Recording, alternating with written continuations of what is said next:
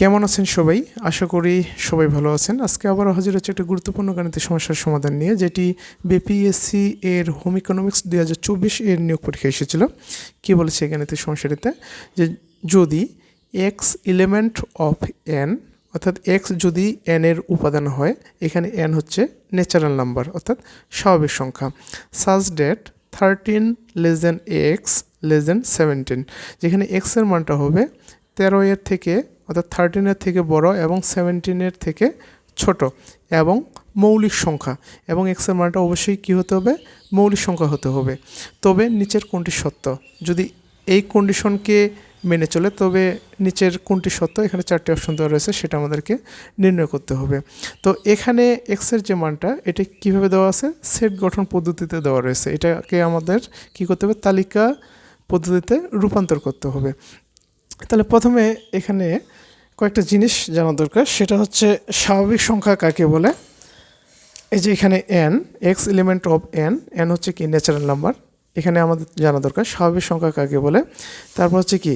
এদের 13 less than x less than 17, আসলে এটা বলতে আমরা কি বুঝে, এবং মৌলিক সংখ্যা কাকে বলে। এখানে 3টা জিনিস কিন্তু জানা দরকার। যদি এই 3টা বিষয়কে যদি আমরা না জানি, তাহলে কিন্তু এই গাণিতিক সমস্যাটির সমাধান করতে পারবো না। তো প্রথমে আমরা জেনে নিই এন। এন বলতে হচ্ছে কি? ন্যাচারাল নাম্বার, বাংলায় বলা হয় স্বাভাবিক সংখ্যা। এই যে স্বাভাবিক সংখ্যা বলতে আমরা যেটা বুঝি, সেটা হচ্ছে, যদি আমরা সংখ্যা রেখায় দেখি, এটা হচ্ছে 0, এদিকে হচ্ছে প্লাস, এদিকে হচ্ছে মাইনাস, অর্থাৎ এই যে 0, হ্যাঁ, এই 0 থেকে ডান দিকে 1 2 3 4 5 6 7 8 এবার কি চলতে থাকবে। এই যে 1 2, অর্থাৎ এই 1 থেকে ডান দিকে যতগুলো ধনাত্মক পূর্ণ সংখ্যা ইনফিনিটি পর্যন্ত, এগুলো কী বলা হয়? স্বাভাবিক সংখ্যা। এটা কী বলা হয়? স্বাভাবিক সংখ্যা। তাহলে স্বাভাবিক সংখ্যা কোনগুলো? 1 2 3 4 5 6 7 ডট ডট ডট, এগুলোকে বলা হয় স্বাভাবিক সংখ্যা। এখন এখানে বলেছে এক্সের মানটা কী হবে? 13 less than x less than 17।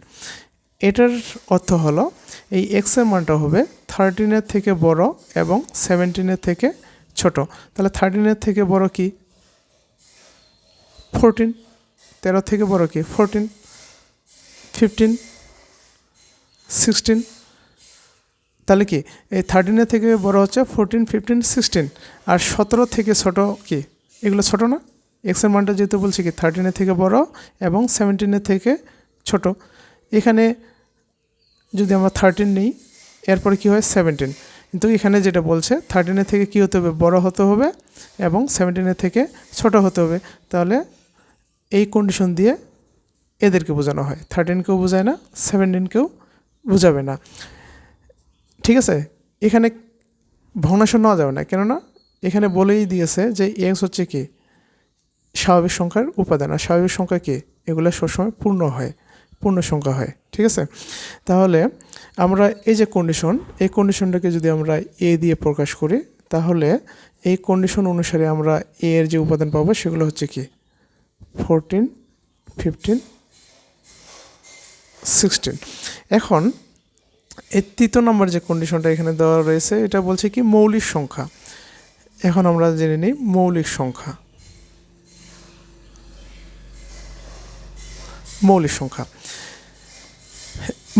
তাই না? এখন মৌলিক সংখ্যা কাকে বলে আমরা এটা জেনে নিই।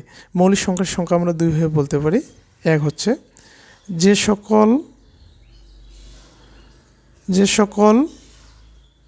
সংখ্যার ভাজক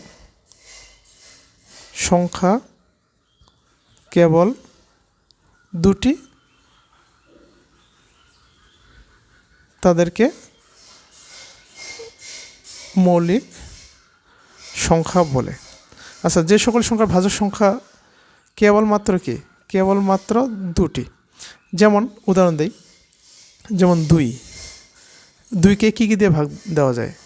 1 দিয়ে ভাগ দেওয়া যায়, তাই না? 1 দিয়ে যদি আমরা ভাগ দিই 2 ওকে 2, আবার 2কে কেবলমাত্র কি কেবল এই 2কে কি আবার ওই 2 দিয়ে ভাগ দেওয়া যায়, তাই না? 2 ওকে 2, এই 2কে 1 এবং 2 ব্যতীত অন্য কোনো সংখ্যা দিয়ে কি ভাগ দেওয়া যাচ্ছে না। তাহলে এখানে 2 হচ্ছে কি মৌলিক সংখ্যা। 1-এর ক্ষেত্রে যদি বলি 1কে কেবলমাত্র 1 দিয়েই ভাগ দেওয়া যায়। তার মানে কি এখানে 1-এর ভাজক সংখ্যা 1টি, তার মানে 1 মৌলিক সংখ্যা হতে পারে না। তাহলে 2-এর ভাজক সংখ্যা কয়টি পেলাম আমরা? 1 আর 2, তাহলে 2 হচ্ছে কি মৌলিক সংখ্যা। এবং একইভাবে যদি 3-এর ক্ষেত্রে দেখি, 3কেও কি একইভাবে 1 দিয়ে ভাগ করা যাবে, আবার 3 দিয়ে ভাগ করা যায়, 3 একে 3। এর বাইরে কি অন্য কোনো সংখ্যা দিয়ে ভাগ দেওয়া যায় না। তার মানে কি 3 হচ্ছে মৌলিক সংখ্যা। এখন 4কে দেখেন তো, এই যে 4কে কি 1 দিয়ে ভাগ দেওয়া যাবে, তাই না? 4 একে 4, আবার 4কে 2 দিয়েও ভাগ দেওয়া যায়, তাই না? 2 দুগুণী 4, আবার 4কে 4 দিয়েও ভাগ দেওয়া যায়, 4 একে 4। তার মানে কি এখানে কয়টি ভাজক হলো? 3টা। 4-এর ভাজক কয়টি? 3টি। তাহলে 4কে আমরা মৌলিক সংখ্যা বলতে পারবো না।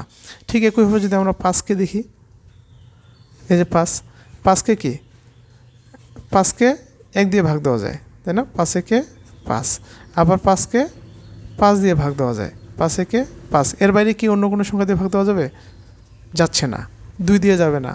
2 দিয়ে যদি ভাগ দিই তাহলে ভগ্নাংশ আসবে, 3 দিয়ে ভাগ দিলেও ভগ্নাংশ আসবে, ঠিক আছে? তাহলে এরও ভাজক সংখ্যা কয়টি? 2টি। তাহলে 5কেও আমরা কি বলতে পারবো? মৌলিক সংখ্যা। তাহলে 5 হচ্ছে মৌলিক সংখ্যা। এখন 6-এর ক্ষেত্রে যদি দেখি, 6কে 1 দিয়ে ভাগ দেওয়া যায়, তাই না? 6 একে 6, আবার 6কে 2 দিয়ে ভাগ দেওয়া যায়, 3 দুগুণা 6, আবার 6কে 3 দিয়েও ভাগ দেওয়া যায়, 3 দুগুণা 6, আবার 6কে 6 দিয়েও ভাগ দেওয়া যায়, 6 একে 6। তাহলে কি 6-এর ভাজক সংখ্যা কয়টি? 1টি, 2টি, 3টি, 4টি। অতএব 6কেও কি মৌলিক সংখ্যা বলা যাবে না। এটা একটা সংখ্যা। আর একটা সংখ্যা আছে যে সকল সংখ্যাকে কেবলমাত্র 1 এবং ওই সংখ্যা নিজে ব্যতীত অন্য কোনো সংখ্যা দিয়ে ভাগ করা যাবে না, তাকে মৌলিক সংখ্যা বলে। দেখেন এই যে 2কে 1 এবং ওই 2 নিজেকে দিয়ে ভাগ করা যাচ্ছে, তাছাড়া অন্য কোনো সংখ্যা দিয়ে ভাগ করা যায় না। আবার 3কে দেখেন 1 এবং ওই 3 নিজেকে দিয়ে ভাগ করা যাচ্ছে, অন্য কোনো সংখ্যা দিয়ে ভাগ করা যায় না, তাহলে তাদেরকে মৌলিক সংখ্যা বলা হয়। তাহলে মৌলিক সংখ্যা আমরা 2টা জানলাম। এক হচ্ছে যে সকল সংখ্যার ভাজক সংখ্যা কেবলমাত্র 2টি, তাদেরকে মৌলিক সংখ্যা বলে। আরেকটা হচ্ছে যে সকল সংখ্যাকে 1 এবং ওই সংখ্যা নিজে ব্যতীত অন্য কোনো সংখ্যা দিয়ে ভাগ করা যায় না, তাদেরকে মৌলিক সংখ্যা বলা হয়। তাহলে এখান থেকে দেখেন এই মৌলিক সংখ্যার এই সেটটাকে যদি আমি b দ্বারা প্রকাশ করি, হ্যাঁ, এই মৌলিক সংখ্যার এই সেটটাকে যদি আমি b দ্বারা প্রকাশ করি, তাহলে এখানে দেখেন, এখানে মৌলিক সংখ্যা এখানে কি বলছে? কন্ডিশনটা হচ্ছে কত? এই যে 13 থেকে 17-এর মধ্যে হতে হবে, তাই না? 13 থেকে 17-এর মধ্যে হতে হবে, যেটা কন্ডিশন দেওয়া রয়েছে। 13 x < 17, এত এর মধ্যে মৌলিক সংখ্যা। আচ্ছা, এই যে 13x 17 এর মধ্যে কি কোনো মৌলিক সংখ্যা আছে? দেখেন তো, এই যে 13 x < 17 এর মধ্যে আমরা যেটা পাই সেটা 14, 15, 16 এই 3টি সংখ্যা পাই, তাই না? 14 কি মৌলিক সংখ্যা? না, তাই না? কীভাবে নয়? 14কে 1 দিয়ে ভাগ যাবে, তাই না? 14কে 14, আবার 14কে কি 2 দিয়ে ভাগ যাবে, 7 দুগুণে 14, আবার 14কে কি 7 দিয়ে ভাগ যাবে, 7 দুগুণে 14, আবার 14কে কি 14 দিয়েও ভাগ যাবে, তাই না? 14কে 14, তার মানে কি 14, 15। দেখেন ঠিক একই হবে। এই যে 15কে যদি আমরা দেখি 1 দিয়ে ভাগ যাবে, আবার 15কে কি 3 দিয়েও ভাগ যাবে, আবার 15কে কি 5 দিয়েও ভাগ যাচ্ছে, আবার 15কে 15 দিয়েও ভাগ যাচ্ছে। তার মানে কি ভাজক সংখ্যাটি 1, 2, 3, 4, এটাও কি মৌলিক সংখ্যা না। 14 এর ভাজক সংখ্যা কয়টি? 1, 1 দিয়ে ভাগ যায়, 2 দিয়ে ভাগ যায়, 7 দিয়ে ভাগ যায়, 14 দিয়ে ভাগ যায়, তার মানে কি এটাও মৌলিক সংখ্যা নয়। ঠিক ওইভাবে 16ও মৌলিক সংখ্যা হবে না। তাহলে এই মৌলিক সংখ্যার সেটটাকে যদি আমরা কি ধরি, বি ধরি, তাহলে কি মৌলিক সংখ্যা কি আমরা এই যে 13 থেকে 17-এর মধ্যে, যেহেতু এখানে বলছে কি এক্স হচ্ছে কি ন্যাচারাল নাম্বার, এক্স হবে কি ন্যাচারাল নাম্বারের উপাদান, ঠিক আছে, x element of natural number, এবং এক্সের মানটা হবে 13 থেকে 17 এবং মৌলিক সংখ্যা। তাহলে 13 থেকে 17-এর মধ্যে কি কোনো মৌলিক সংখ্যা আছে? কোনো মৌলিক সংখ্যা নেই। তাহলে এটা কি হবে? যেহেতু এটার কোনো কি মৌলিক সংখ্যা নেই, তাহলে বি এর যে উপাদান সেটা কি হবে? সেটাকে আমরা ফাঁকা সেট হিসেবে আমরা কি বলতে পারি, ধরতে পারি, তাই না?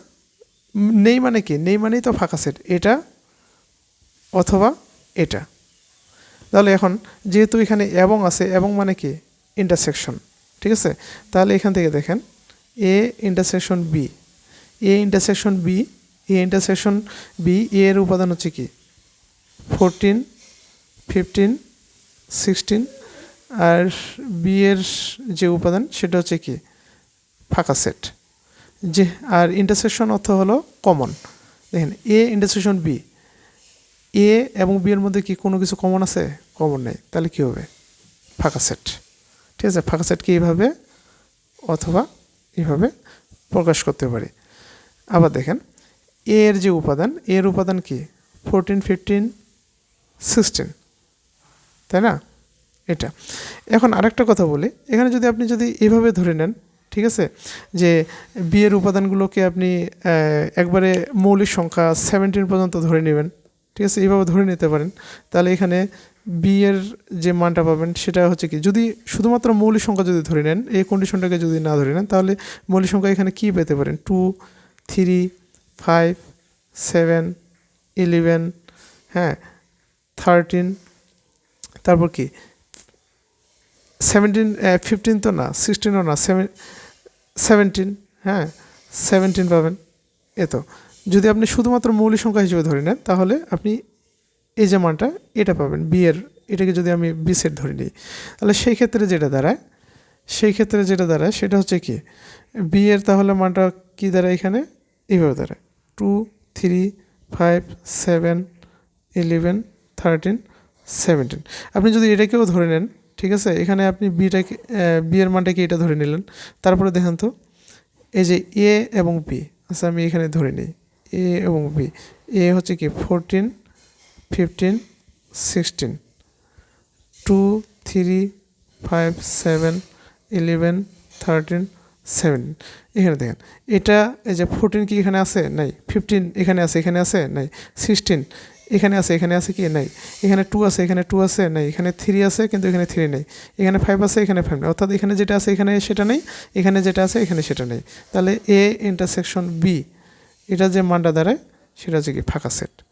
আপনি যেভাবেই করেন করতে পারবেন, ঠিক আছে। অতএব এটার যে অ্যান্সারটা সেটা হচ্ছে ফাঁকা সেট। আশা করি বুঝতে পেরেছেন সবাই। বুঝতে না পারলে কমেন্টে জানাবেন, আমি আবারও বুঝিয়ে দেওয়ার চেষ্টা করব।